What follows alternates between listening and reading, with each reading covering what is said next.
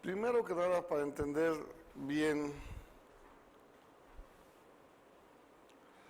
la regulación laboral de las empresas, es importante ver por quién está regulada, quién regula qué disposiciones legales, qué leyes regulan las disposiciones en materia de trabajo.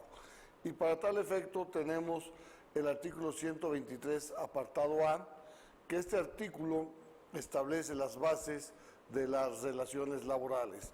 Todo lo relativo al derecho laboral, al derecho del trabajo, se encuentra previsto en el artículo 123, apartado A, que el 24 de febrero de 2017 sufrió una importante reforma. Una reforma que viene a transformar de alguna forma el derecho laboral, el derecho del trabajo. Esta reforma consiste en dos aspectos importantes. Esencialmente, el primero es las juntas de conciliación y arbitraje van a desaparecer. Van a desaparecer y se establece que ahora el que va a impartir la justicia laboral son los tribunales del trabajo. Es un cambio muy importante, creo que va a beneficiar a la impartición de la justicia laboral, y se crea un Centro Federal de Conciliación y Registro Laboral. Ya se está estableciendo, este centro va a tener dos objetivos principales. Primero, una conciliación obligatoria antes de que los trabajadores vayan a juicio. Tendrán que ir a este centro, presentar una solicitud de conciliación, se da la conciliación, se termina el asunto. Si no se da la conciliación, se les va a expedir un certificado de no conciliación para poder demandar. Sin ese certificado no se va a poder demandar. Es un aspecto importante de este Centro Federal de Conciliación. Y el otro punto va a ser que para poder demandar o emplazar a huelga por la titularidad, por la firma de un contrato colectivo, tendrán que tener un certificado de por lo menos el 30%. ¿Por qué se da esto? ¿Cómo te llamas? Perdón. Karen, ¿por qué se da esto, Karen? Porque anteriormente los sindicatos extorsionaban a las empresas. ¿Cómo los extorsionaban? Los emplazaban a huelga por firma, sin tener ni siquiera la representación ni conocer a los trabajadores. Y eran unos auténticos emplazamientos para extorsionar a las empresas. O me firmas el contrato colectivo que ya ganaban, y lo firmaban no porque representaran a los trabajadores, sino porque así lo permitía la ley. ¿Para qué? Para tener una empresa más, poderle cobrar y hacer negocio con eso. O si no se firmaba el contrato, ¿qué sucedía? Les pedían dinero para desistirlos. Por eso les comento que son unos sindicatos por extorsión, unos emplazamientos a huelga por extorsión. Hoy se pretende acabar con eso al establecer que un sindicato, para que te pueda emplazar, por lo menos tiene que representar al 30% de los trabajadores de esa empresa. 30%, ya si se acreditan, se da una constancia de representatividad y ya con ello puedes emplazar. Es otro de los aspectos que se establece en esta reforma.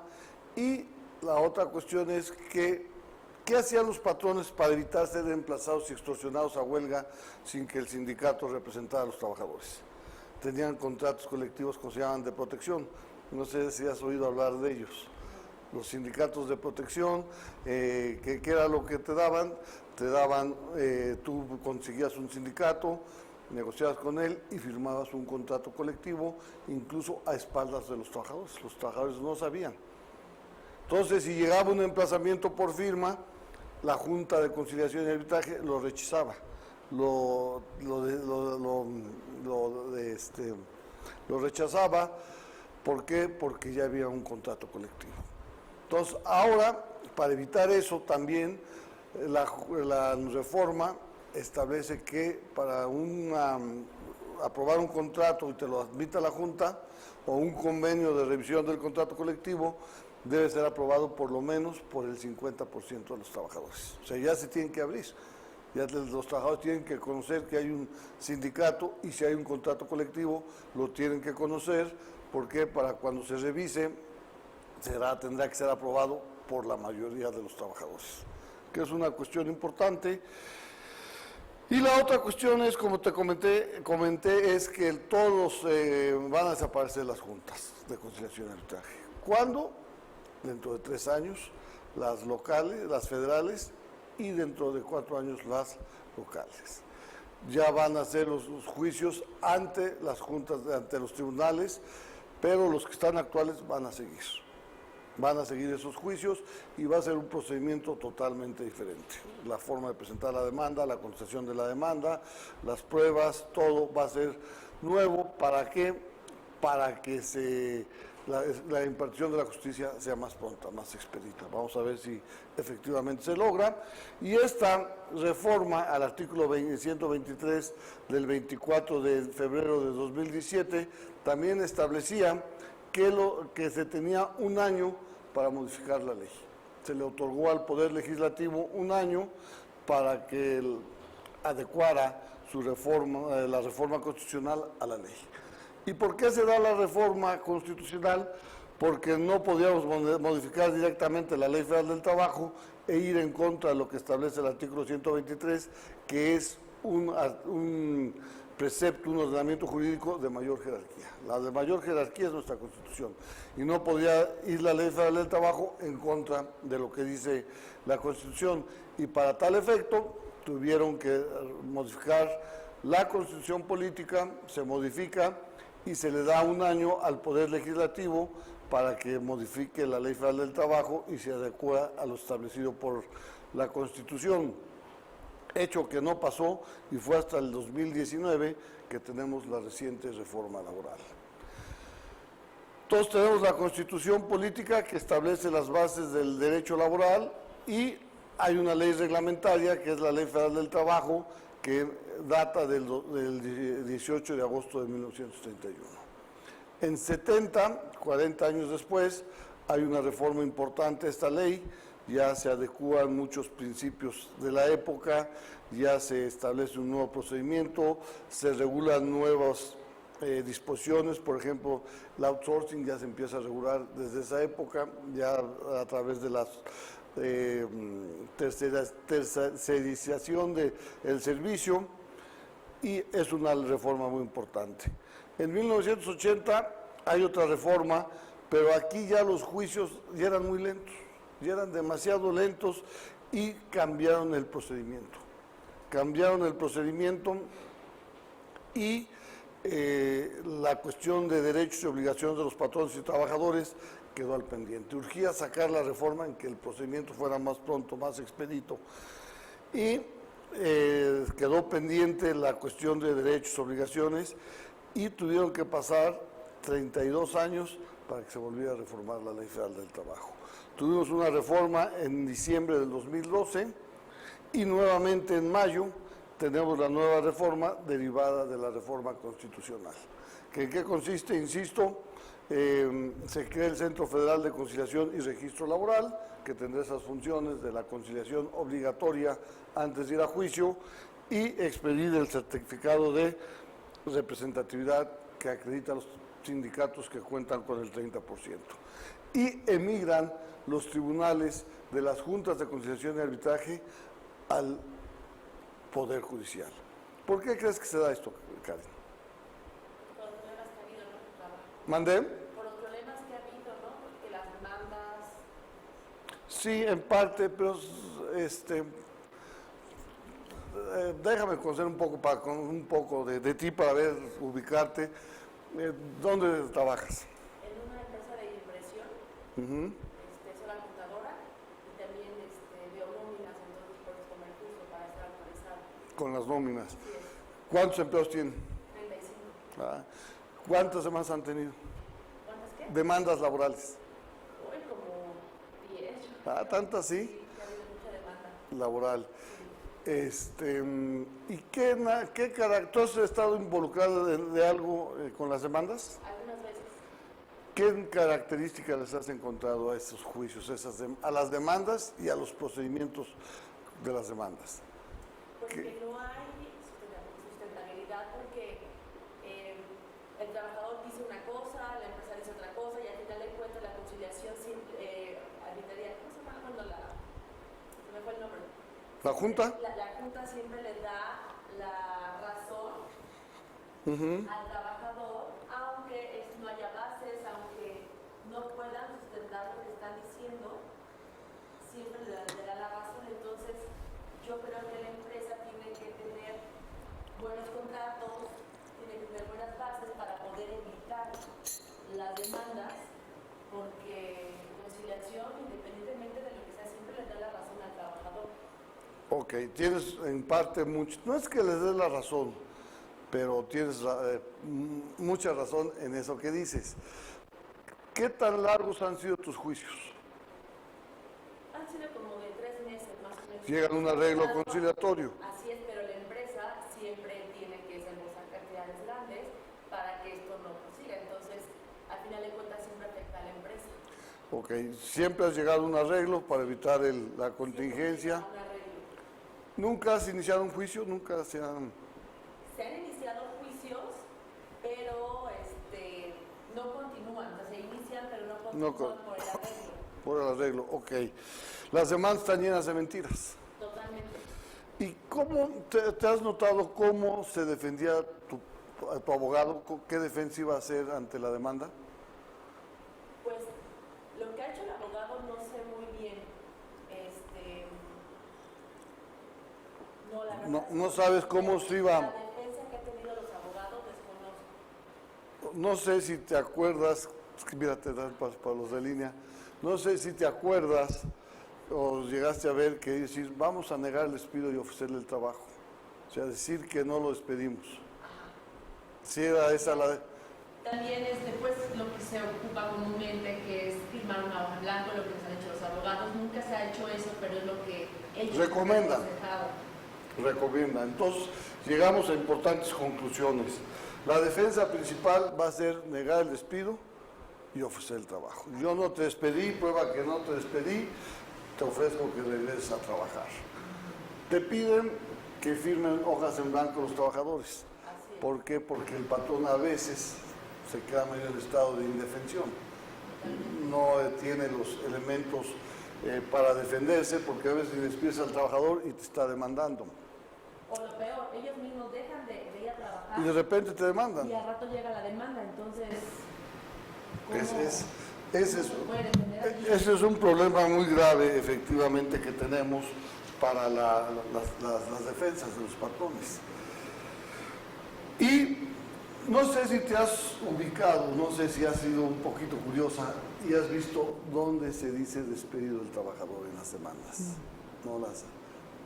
Todas las, chécate, ahora que regresa, nomás por curiosidad, a ver si es cierto, que siempre el trabajador dice que lo despides cuando se dispone a ingresar a trabajar.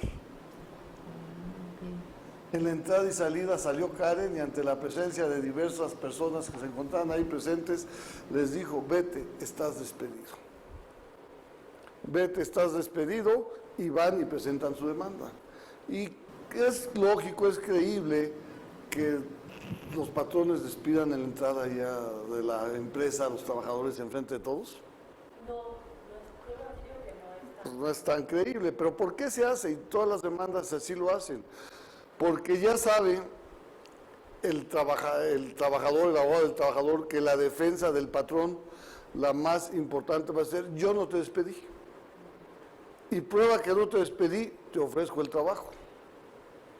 Entonces la Junta de Conciliación y Arbitraje es, bueno, ¿a quién le voy a creer? El trabajador dice que lo despidieron en frente de medio mundo en la entrada y salida de la fuente de trabajo cuando se disponía a ingresar a laborar. El patrón dice, yo no te despedí. Y prueba que no te despedí, te ofrezco a que regreses a seguir trabajando. Entonces la Junta dice, ¿a quién le hago caso? Tengo entendido que la Junta siempre le hace caso al trabajador y que la empresa tiene que demostrar que No es el cierto. trabajador está mintiendo. Eso es lo que a mí me han dicho los abogados. En parte, en gran parte, ahorita lo vamos a ver, sí, gran parte sí. Pero aquí, en este caso del despido, entonces dice la Junta, ¿a quién le hago caso?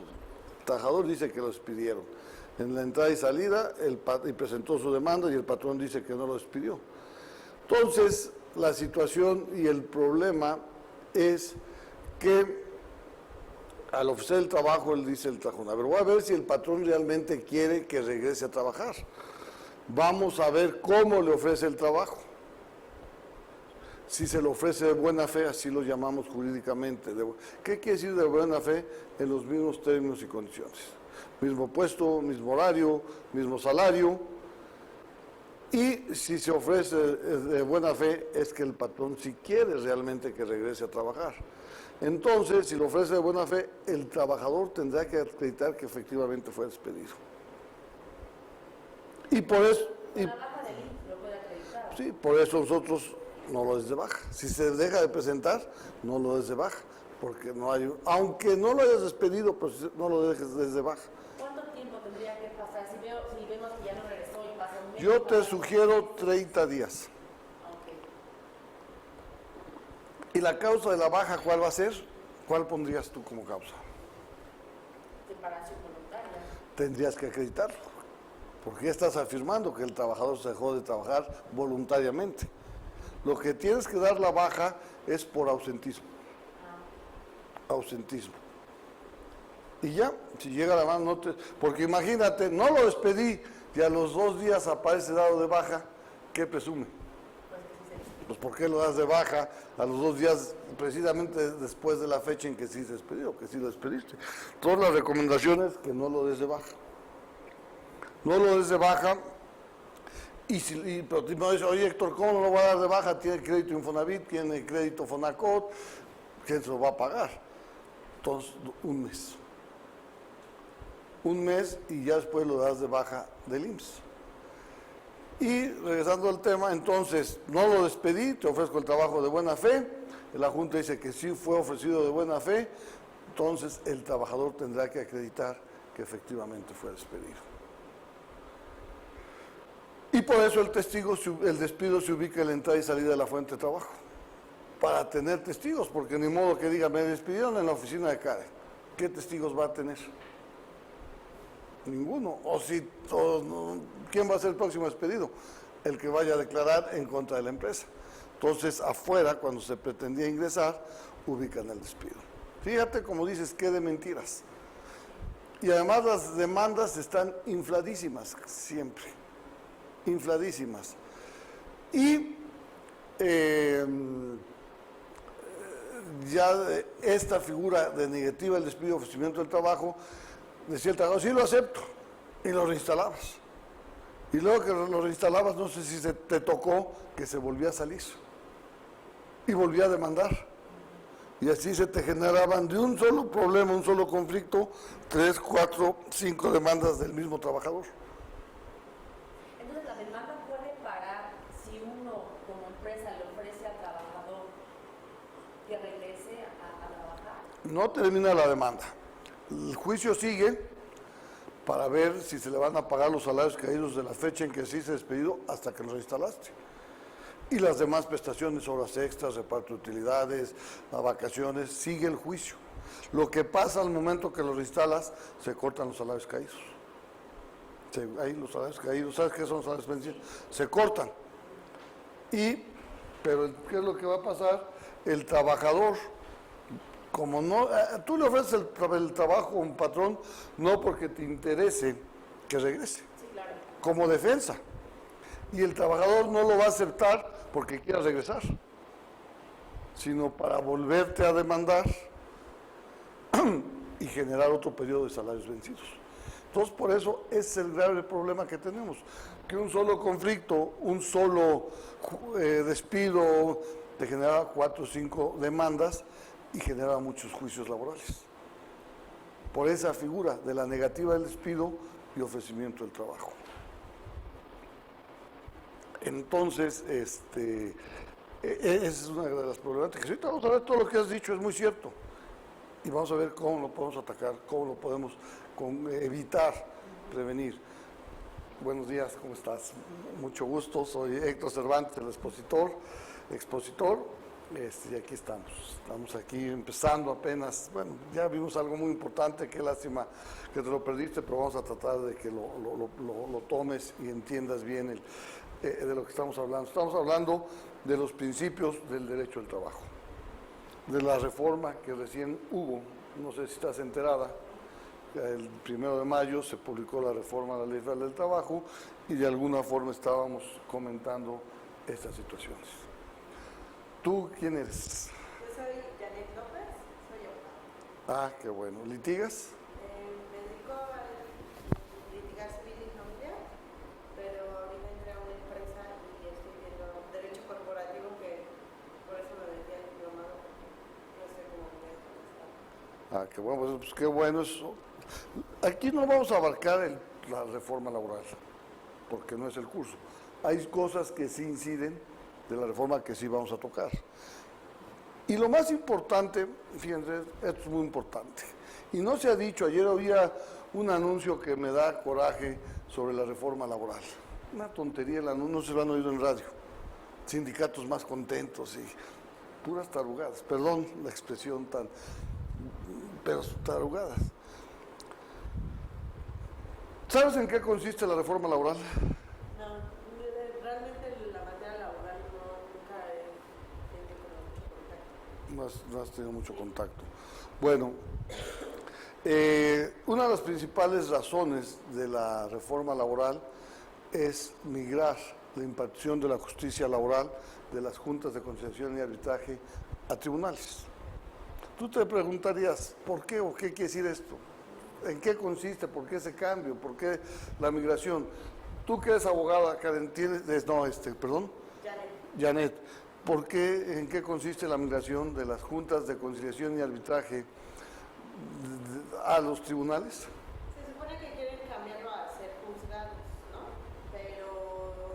Y cambiar como el esquema para que no sean juicios tan largos y acabar con la corrupción. Uy.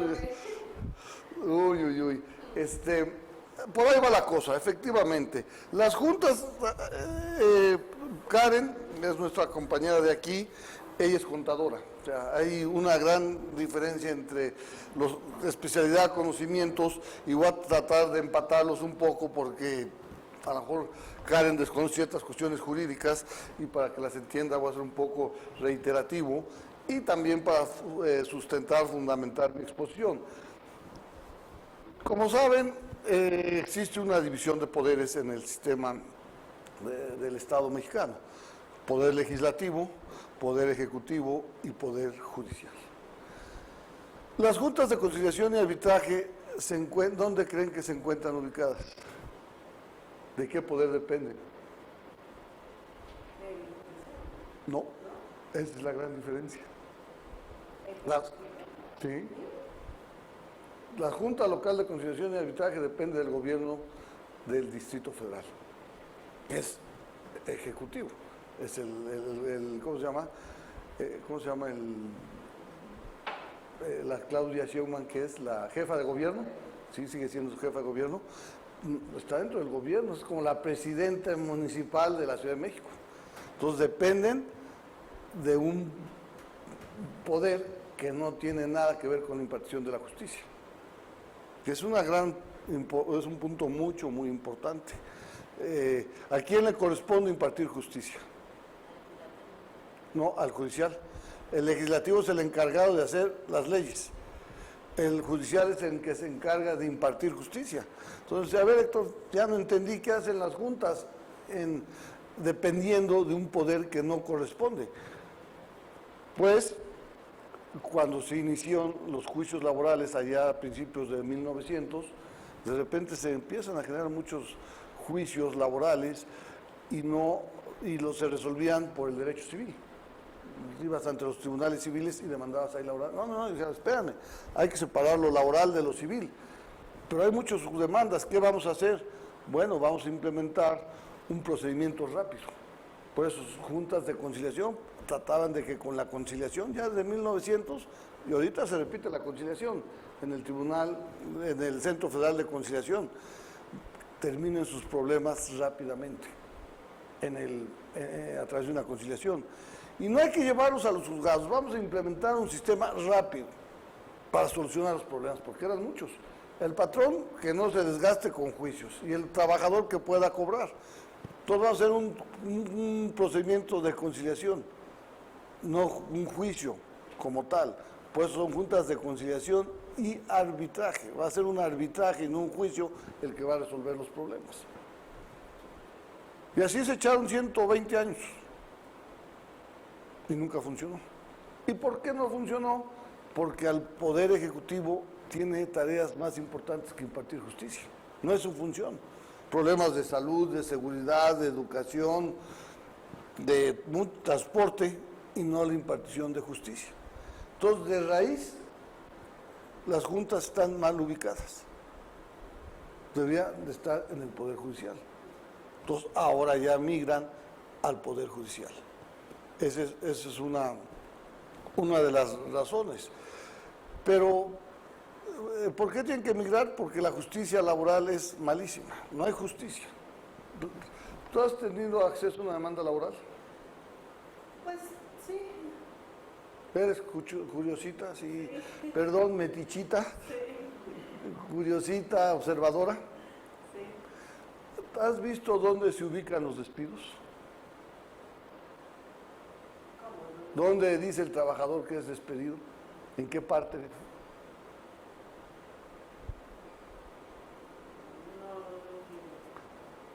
Cuando narran el hecho del despido para demandar la indemnización constitucional y salarios vencidos, el despido debe de ocurrir en algún lugar, que generalmente ¿dónde sucede? Pues en la empresa. ¿En qué parte? No sé, en la oficina de... En las oficinas. Y si tú te quieres ver y eres curiosa de verdad, chécate una demanda laboral y vas a ver dónde ocurre el despido, en la entrada y salida. Cuando el trabajador se disponía a ingresar a laborar, ya no fue ante la presencia de diversas personas en la entrada y salida de la puerta principal de la empresa, le dijo, Janet, vete, estás despedido. Y eso es lo que estábamos. ¿Por qué es eso? Porque la defensa del patrón, la mayoría de las veces, ¿cuál es? ¿Tú sabes cuál es? Pues el patrón tiene que demostrar, él tiene la carga de la prueba. Sí, pero en el despido concretamente, ¿cuál es la defensa que más utiliza el patrón? Y yo les voy a decir que en un 80% de los juicios, esa es la defensa que utiliza el patrón. Pues que es un despido justificado, ¿no? No, que no lo despidió. Ah, sí. Y prueba que no te despidió, te ofrecía el trabajo. Y como comentaba con Karen, no es porque el trabajo, qué bueno, ya va a regresar Juanito a seguir. No, es como una defensa, porque no lo despidió correctamente. Primer punto, ya entrando en materia muy concreta. ¿Quién gana los juicios laborales? El trabajador. No es cierto, Karen. Ay, yo siempre No es cierto. nada más llevan dinero. Los que yo he visto, No el es 100% cierto. sí llevan el trabajo. Ahí, bueno, ahí, perdón, no es que gane, es que hay un arreglo. Que el que sale ganando a lo mejor es el trabajador porque se lleva una buena lana. Pero no es cierto, no los ganan los abogados de los... Primero no los ganan los trabajadores, los abogados los ganan. Y segundo, no es el abogado, casi nunca lo gana el abogado del trabajador. ¿Sabes quién? Lo pierden los patrones, que es muy diferente. Totalmente diferente. ¿Por qué los pierden? Porque no tienen una política laboral preventiva bien implementada, bien establecida. A ver, vamos a tener sus contratos bien hechos, sus recibos de pago. No, el patrón, ya no lo quiero, córrelo, despídelo, Karen, ya no lo quiero volver, ya va Karen, ya el patrón te está despedido, mira, aquí te doy un mes de salario, no, es muy poco, yo voy a demandar, y se convierte en los problemas. Lo que quiero es que concluir tengan una plena conciencia de la política laboral preventiva que deben de haber en sus empresas. Que, ojo, qué bueno que no, bueno, ¿es contador? No, ¿verdad? No, tú sí, ¿verdad? Pero no contadores que son consultores. Porque el patrón, por no gastar, oye, contador, necesito un contrato de trabajo. Debe el contrato, a ver, el contador, ¿de dónde se lo fusila? Ahí está el contrato.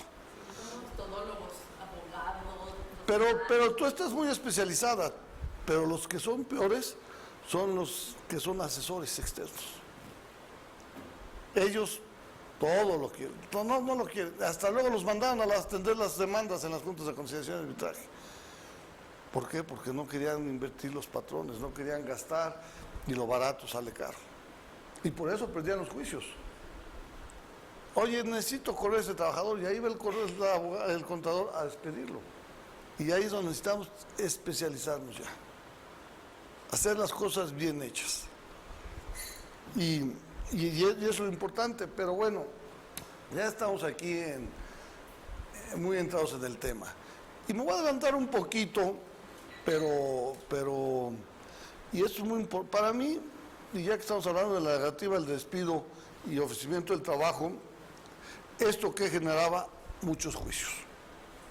Como lo comentamos, ¿por qué? Porque se reinstalaba el trabajador y terminaba la reinstalación y se volvía a salir el trabajador. Y otra demanda.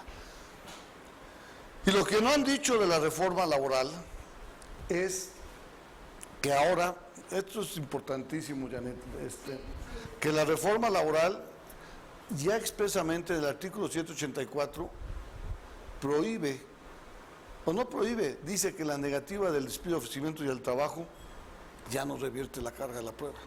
O sea, si yo niego el despido y ofrezco el trabajo y lo ofrezco de buena fe, antes, ¿quién tenía que acreditar el despido? El patrón. Yo no te despedí, prueba que no te despedí, te ofrezco el trabajo. Te lo ofrezco de buena fe, el trabajador tenía que acreditar. Para acabar con eso, que es lo que genera realmente la lentitud de la impartición de la justicia laboral, es que ya no se permite, de alguna forma, limitan esa figura del ofrecimiento del trabajo. Porque dice ahora, el ofrecimiento del trabajo no revierte la carga de la prueba. O sea, si te ofrezco de buena fe el trabajo, ya no le va a revertir la carga de la prueba. El patrón tendrá que acreditar que no lo despidió. Eso es gravísimo para las empresas. Porque como decías, yo no despedí al trabajador y me demanda, antes ¿cómo me defendía? Niego el despido y ofrezco el trabajo.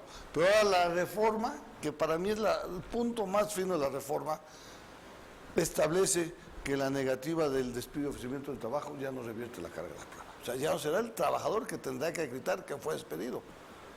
Y así mismo dicho, en todo caso el patrón tendrá que acreditar su dicho.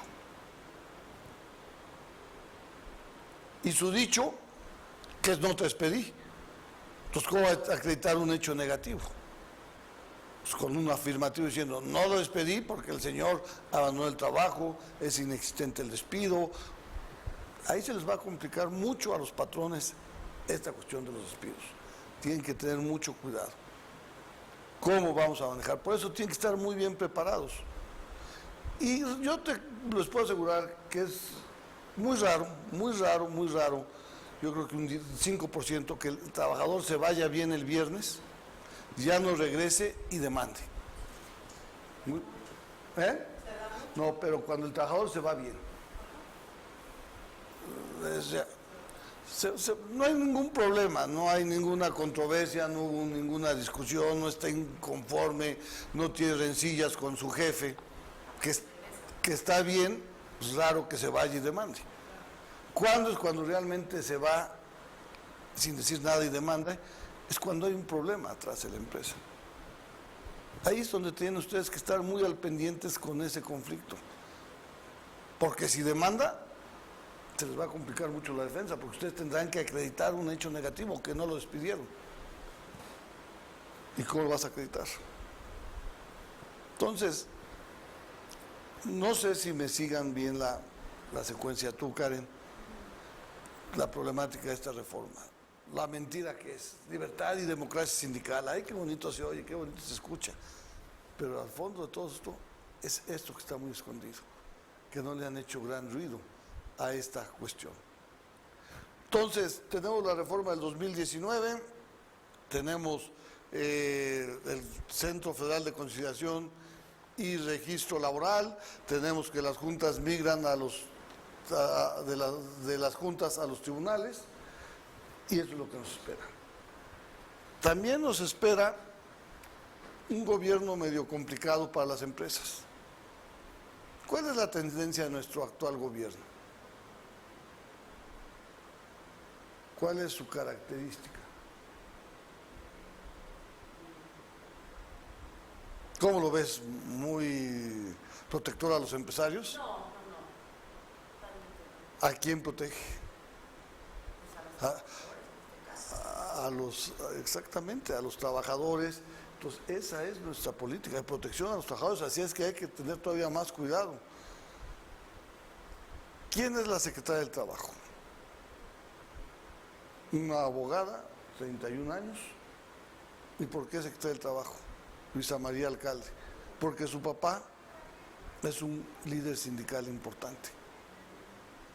Fíjate dónde viene Arturo Alcalde Justiniani, líder que casi de mi edad, tenemos que ser más o menos de la misma edad, un excelente, es abogado, excelente abogado, no es corrupto, no es golpeador como se conocen, es un cuate decente, pero sí muy enfocado a la clase trabajadora. Entonces ya verán el mensaje. Ni modo que lo pongan a él como secretario de Trabajo. Yo creo que pusieron a la hija y ahí está atrás de él manejando los arreglos. Para darles un ejemplo, y que es parte de la reforma laboral, se acaba de firmar un tratado, un convenio internacional de la OIT, del convenio 98. Este duró 40 años y no se aprobaba. Entra el nuevo gobierno, en una mañana se aprueba. Es las tendencias, las muestras que nos está dando el nuevo gobierno hacia la clase trabajadora. Entonces, ustedes como empresarias tienen que estar muy alertas ante el cambio de la ley, ante esta nueva ley, ante estas nuevas disposiciones. Hay que estar muy alertas e insisto, no sé si llegaste cuando comenté que el principal objetivo de mi parte de esta práctica es que se lleven una plena conciencia de implementar una política laboral preventiva. Y ahorita vamos a ver cómo la vamos a ir logrando. Otra característica de la Ley Federal del Trabajo es que es una ley de carácter social. Hay leyes de carácter público que regulan relaciones entre particulares y el Estado. O disposiciones, el Código Fiscal, la Ley del Impuesto sobre la Renta, regulan relaciones entre Estado y particulares. Hay leyes privadas, por ejemplo el Código Civil, que regula relaciones entre particulares. Pero la Ley Federal del Trabajo y la Ley Agraria están consideradas como leyes sociales. ¿Por qué leyes sociales? ¿Por qué consideran que son leyes sociales?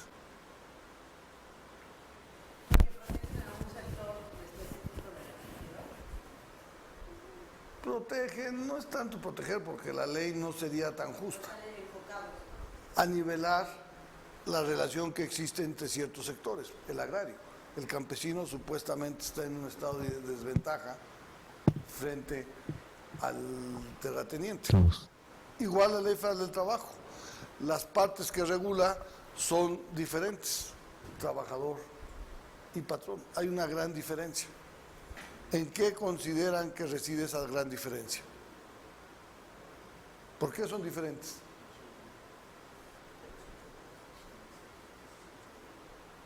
Tú, Janet. Perdón que sea tan preguntón. Que nos haga ustedes saber, involucrarse, pensarle para que realmente asimilen y tengan plena conciencia.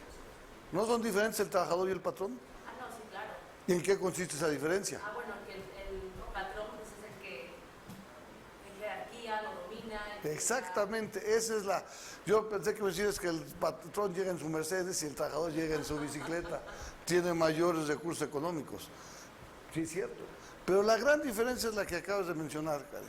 Sí, es la que tú acabas de mencionar, que es muy cierta, que el patrón tiene el don, la facultad de establecer las condiciones conforme a las cuales se va a prestar el servicio. Es una clara diferencia. Entonces, la ley trata de nivelar esa diferencia, esa gran diferencia que existe con el poder de mando que tiene el patrón. Perdón, ¿había algún comentario allá en cabina? Sí. Sí, la participante Liliana nos pregunta, ¿ante la ausencia se presenta el escrito de rescisión ante la Junta? No, Liliana, ahorita más adelante vamos a ver este tema, que es importante, cómo debo de actuar cuando un trabajador no se presenta a laborar. El aviso de rescisión hay que tener mucho cuidado, hay que acreditar la causal. Ahora, más adelante, en breve, daré respuesta a esta pregunta, Liliana. Y bienvenida a la sesión. Sí. Sí, la participante Gloria nos pregunta, ¿es necesario iniciar un procedimiento procesal para poder acreditar el abandono antes de darlo de baja ante el IMSS? No. Estos puntos en relación al abandono de empleo, el ausentismo, la rescisión del contrato colectivo, lo vamos a ver un poquito más adelante. Esto que marqué, que hablé ahorita, es como un antecedente para que se vayan ubicando. Y ya ves que hay muchas preguntas porque hay mucho desconocimiento de cómo manejar esta situación. Oye, se dejó de presentar el trabajador y ahora, ¿qué hago? Y es donde a veces los patrones, perdón, la riegan completamente. Pierden solitos los juicios. Tiene que ir a su domicilio, ¿no? A dejarles... Ahorita vamos a ver cuándo se tiene que hacer eso, cómo se tiene que hacer, en qué casos no se tiene que hacer, cómo dar por terminada una relación laboral. Ahorita lo vamos a ver, cómo debemos de proceder. Hay una parte al final, la rescisión del contrato. Cuando ya no quiere un trabajador, ¿cómo lo voy a despedir? Porque los patrones muchas veces primero lo despiden, ya se dan el gusto, ya lo despedí, ya hasta se frota las manos, me lo voy a despedir. Y cuando llega la demanda, ay, mírame, y ya es hasta entonces cuando consultan al abogado. Ya que tiene, no, era un ratero, flojo, mañoso y todavía tiene el descaro de demandarme. Licenciado, no quiero darle ni un centavo, prefiero pagarle a usted lo que sea, pero no quiero arreglar el asunto. Oiga, ¿y le dio aviso de rescisión? ¿Qué? ¿Qué es eso? Es que mi contador no me dijo de eso. Así, claro, tal cual como lo están escuchando. Somos los culpables de todo. Pues, perdón, Karen, pero sobre todo los contadores externos, que son como los asesores y creen que ellos los van a asesorar en todo. Bueno, no, es que yo creo que para que haya una buena base para contratos tienen que contratar a una persona especializada, una persona que esté enfocada en esa área, ¿no? Los contadores como tal tenemos conocimiento, pero no estamos enfocados en esa área. Tu micrófono, por favor. Por lo tanto, no podemos proteger a la empresa de manera correcta porque no es nuestra área en específico. Hay profesionales, hay abogados, incluso especializados en el aspecto laboral, claro. Y es lo que la empresa debería de contratar a un especialista en esa área. Exactamente. A ti si te... Es como para ahorrarse un sueldo. No, un sueldo, un honorario y para contar los empresarios se pasan. Algunos no quieren ahorrar y van en el caso que te digo. Y bueno, está bien, pues vamos a tener que negar el despido y ofrecer el trabajo. No es que ya lo di de baja del IMSS. ¿Qué presume la baja del IMSS? Pues Que lo despediste. que lo despidió, pero también si pasa un mes y lo da de baja, sale igual. O sea, No, porque ya lo das, no es una fecha cerca a aquella en que el trabajador se dice despedido. Y la causa no vas a poner rescisión de... No, ponle que lo corrimos, rescisión de ausentismo. Entonces, ya es totalmente diferente. Lo di de baja, entonces le dices a tu cliente, a tu nuevo cliente, oiga, señor, sinceramente lo que le recomiendo es que tratemos de llegar a un arreglo en este asunto. Parece que lo insultaste. ¿Cómo es posible que me recomiende esto? Tanto que me lo recomendaron para que me salga con esto. Pues sí, porque no me está dando elementos para poderlo defender correctamente. No, ya me voy, usted no es muy tibio, no, se me hace que no sabe la materia. Toman sus papeles y se van. Ellos quieren escuchar, sí, no se preocupe, vamos a ganar el juicio, pero luego también los engañan, le sacan una buena lana. No, yo aquí conozco al presidente y va a ver que vamos a ganar el juicio. No, si el señor se dejó de presentar a laborar, está perdido su juicio. Se van felices, escuchan lo que quieren escuchar y luego regresan a los 5 años con un laudo millonario porque perdieron el juicio. Entonces, esa es la cuestión, esa es la diferencia que existe. Entonces veíamos, es una ley de carácter social, protege los derechos de los trabajadores, va a dar ciertas disposiciones en favor de los trabajadores. Sí, En la base de datos del IMSS, ¿se puede especificar la causa de baja?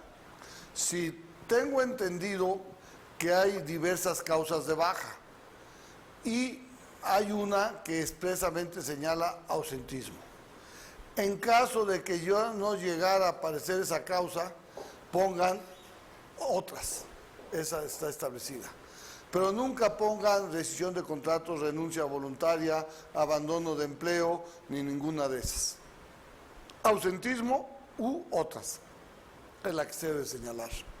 ¿De acuerdo?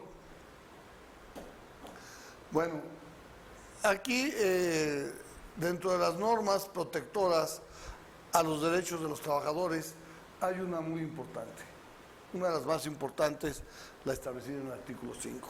¿Qué dice este artículo?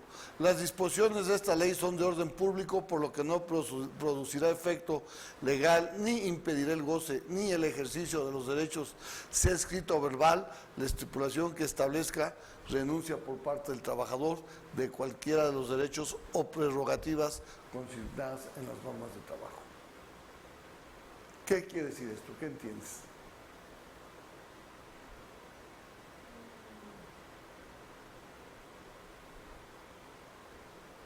¿Qué entienden allá en línea de esta disposición? Esto es muy importante. Lo que quiere decir esta disposición es que los derechos de los trabajadores son irrenunciables. Cualquiera que sea la forma, cualquiera que sea la denominación, como lo hayas manejado, los derechos de los trabajadores son irrenunciables. No surte efectos. Oye, es que el trabajador estuvo de acuerdo y lo firmó en que no le pagara tiempo extraordinario y le diera un bono, le diera más días de vacaciones. Si contiene una renuncia de derechos, esa renuncia es irrenunciable. ¿De acuerdo? Y voy a hacer aquí una cuestión que deriva, que es importante que la conozcan. Con motivo de la reforma del 1 de mayo, a este artículo se agregaron dos fracciones que son muy significativas y pueden tener consecuencias muy importantes. Es nulo encubrir una relación laboral con actos jurídicos simulados para evitar el cumplimiento de obligaciones laborales y o de seguridad social. Establece esto es nuevo de la reforma. Y registrar a un trabajador con un salario menor al que realmente recibe. ¿A quién creen que va enfocado estas dos nuevas disposiciones?